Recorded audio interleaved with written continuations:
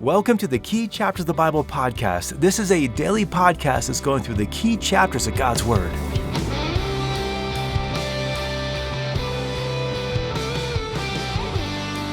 Sometimes the very truth that comforts us might also concern us. That very truth that might encourage us when we are frightened or discouraged could also convict us if we're going astray. Well, I'm Russ Brewer, and today we're looking at Psalm 139. We're going to talk about how God is everywhere and knows everything, and how that truth can be a comfort and strength to those who are pursuing God in His righteous ways. But if we're off the tracks, it can also just be a motivation for us to return to the path that God calls us to be on. Today we're looking at a famous psalm. Psalm 139 speaks about God's omniscience, His omnipresence, and how God created every one of us, and I think it's even kind of getting to the very DNA of who we are, and how God has established a righteous path for us to follow. So let's go to this psalm here and start with what David has to say about God's omniscience. Now, omniscience means that God knows everything, and we're going to see that as we go through this psalm here. Going to verse 1 says, "O Lord, you have searched me and known me." Now, that word know there is just a common Hebrew word for knowledge. It simply speaks of the fact that God knows us. He knows all of us. None of us are unknown to God. And we'll see as we go through this section here that God has an intimate knowledge of us. Well, not only does God knows us, He also knows our movements and our thoughts. He knows the things about us that no one else knows. He knows everything about us, and we see this in verse 2. In verse 2, He knows when we sit down, when we rise up. He knows our thoughts from afar. In verse 4, He knows what we're going to say even before we say it. If you were to skip down to verse 23, He even knows our anxious thoughts. I mean, He knows our thoughts. He knows things about us that no one else knows.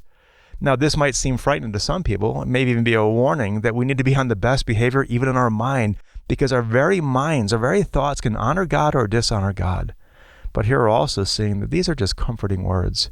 You know, when we're going through difficult times and we're like, does God even know what's going on? Yes, He does.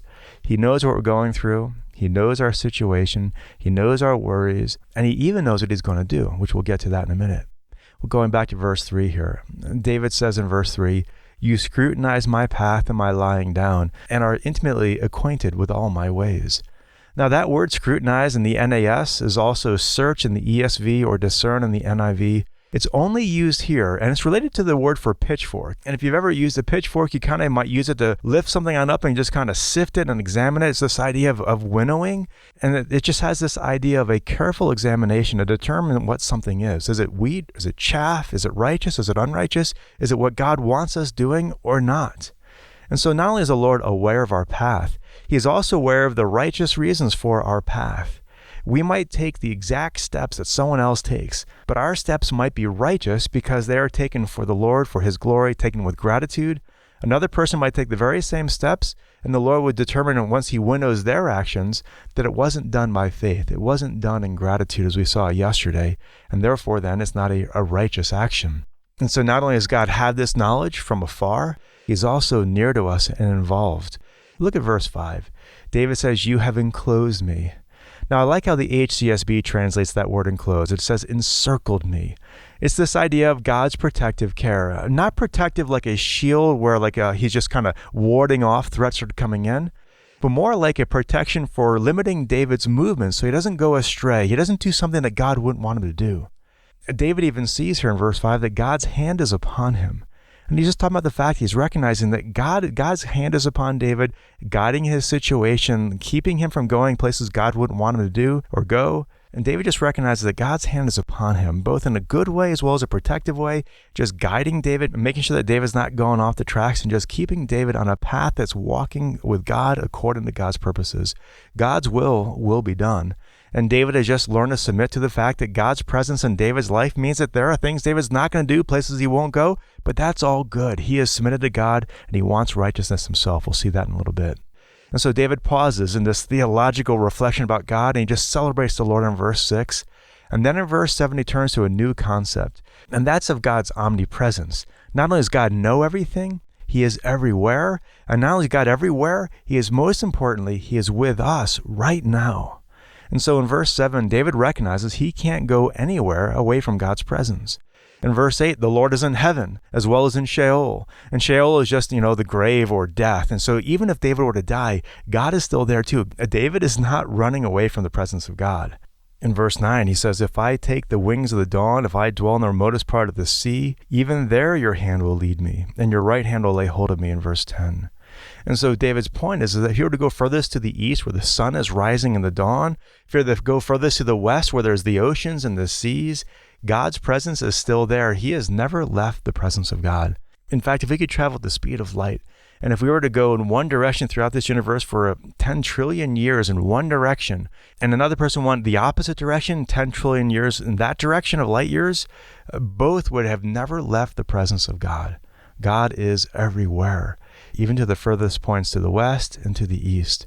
In verse 11, God is in the darkness as well as the daylight. In fact, in verse 12, the darkness is not dark to the Lord because he sees all things with perfect knowledge. He doesn't need light because he is the light. Then we get to verse 13. And verse 13 is an important set of verses for the pro-life movement. Verse 13 says, for you formed my inward parts, you wove me in my mother's womb. I love that phrase, or just forming and weaving. We'll get to that in a moment. First, let's look at verse 15. It says, my frame was not hidden from you when I was made in secret and skillfully wrought in the depths of the earth. That word wove in the NAS in verse 13 points to the direct handiwork of God upon each of our lives. You know, God, sure, he uses biological systems that he designed, but every life and every soul is still by the direct creation of God. Every one of us is a beautiful tapestry designed by God to reflect his glory. And this speaks of more than just our biological makeup. God made us who we are, even the thoughts, the unformed parts of who we are, our personality, our temperament, our talents, and our skills. Acts 17:26 even says that God has appointed our times and the boundaries of our habitation. God knows who we are because he has designed us to be the way we are. Now, we might look at who we are and wish that we were something different, but God has made us and designed us. And if we learn to walk in righteousness, if we will learn to walk the everlasting paths he has set before us, we will also learn to uncover the righteous expression of who he is. You know, maybe we got a great sense of humor. As we learn to walk in righteousness, God will use our humor in righteous ways. Or maybe we're just great at artwork or something else like that. And as we learn to walk in righteousness, we can use all of that in righteous ways for God's glory and for our joy. God wants us to live out how he has designed us to be. He doesn't want us hating ourselves. He doesn't want us discontent. He doesn't want us wishing we were like somebody else. He wants us to embrace who he has designed us to be and learn to walk in righteousness in that, whether it's our humor, our temperament, our personality, in every way so that we're glorifying to him. And as David reflects upon who he is by the direct creation of God, he just has to give thanks to God. In fact, this is the appropriate response when we reflect on who we are. He says in verse 14, I will give thanks to you, for I am fearfully and wonderfully made. Wonderful are your works, and my soul knows it very well. You know, when we just dislike who we are, we're ultimately indicting God. When we complain about who we are, we're ultimately complaining about God's creation. And David has learned to be grateful for who he is and how God has designed him to be. And that's just the place of righteousness when we're content with who God has made us to be, and we just want to use who we are for God's glory. Well, going on to verse 16, he says, your eyes have seen my unformed substance, and in your book were all written the days that were ordained for me, when as yet there was not one of them. Here we see that God has determined even the very number of our days. Sometimes we say things even like, our days are numbered. And it's true. None of us will live longer or less than God has ordained for us. And this should evoke from us a response that we see here in David in verses 17 and 18, where David just celebrates God. It also causes him to call out to God to encircle David with righteousness and with righteous people in the next set of verses here. David doesn't want to have unrighteous influences in his life. He wants to be pure and holy, because he knows that that will be the place where David is most obedient and most useful to the Lord in his life. David wants righteousness before God, and he sees how futile it is to pursue any path of wickedness. And so he calls out to God, who knows everything and is everywhere, that God might search him and examine him and lead him in an everlasting way. He says in verse 23, search me, O God, and know my heart. Try me and know my anxious thoughts, and see if there be any hurtful way in me, and lead me in the everlasting way. David wants to live in the light of the fact that his days are numbered, and he wants to make every one of them count for goodness. David's a wise man, and these are wise principles for wise living. And so let's end on the same note of David here. Let's just end by reflecting on the fact that God knows everything about us. He knows what happened yesterday. He knows what's going to happen later on today. He was in our yesterdays, and he's already in our tomorrows. He is outside of time, so he knows all these things. And He has called us to be righteous every one of these days.